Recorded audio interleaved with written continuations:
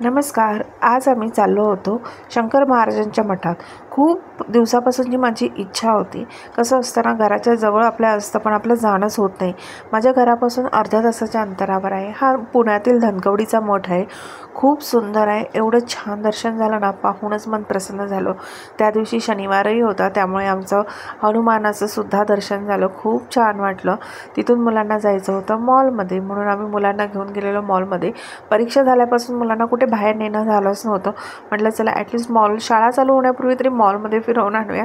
So आम्ही मॉलमध्ये मुलांना जेवढी मजा मस्ती करायची तेवढी करायला दिली.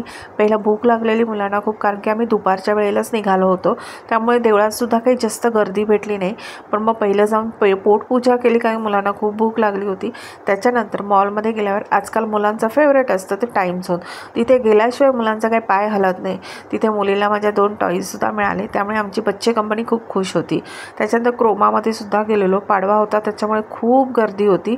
मग रात्री घरी आल्यावर आता जेवण काय बनवायचं म्हटलं, चला झटपट होणारा आपला सँडविच बनवूया. सो मी पहिला इथे गरम मसाला व्यवस्थित भाजून घेतला. त्याच्यातच सुंठ पावडर, चाट मसाला, आमचूर पावडर सगळं घातलं आणि मिक्सरमध्ये फिरवून घेतलं. हा थोडा जास्त मसाला होता, आपण हा फ्रीजमध्ये स्टोअरसुद्धा करू शकतो. त्याच्यानंतर पटकन चटणीसुद्धा बनवून घेतली. याच्यामध्ये तुम्ही ना थंड पाणी घालायचं किंवा बर्फ असेल तरी घातला ना तरी ह्याचा रंग आहे ना एवढा सुंदर हिरवागार होतो ना, खूप छान रंग येतो. बघू शकतात तुम्ही माझ्या चटणीला किती छान हिरवा रंग आला आहे. त्याचबरोबर मी पटापट सगळ्या भाज्या कट करून घेतल्या आणि सँडविच बनवायची तयारी केली. ऑलरेडी 9:30-10 वाजत आले होते. परत मुलांना भूक लागली होती. म्हटलं चला झटपट सँडविच बनवूया.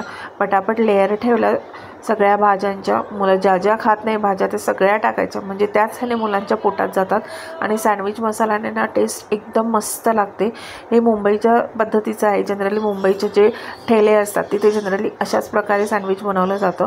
सो तुम्ही नक्की ट्राय करा. व्यवस्थितरित्या दोन्ही बाजूला बटर लावून मस्तपैकी भाजून घ्यायचं.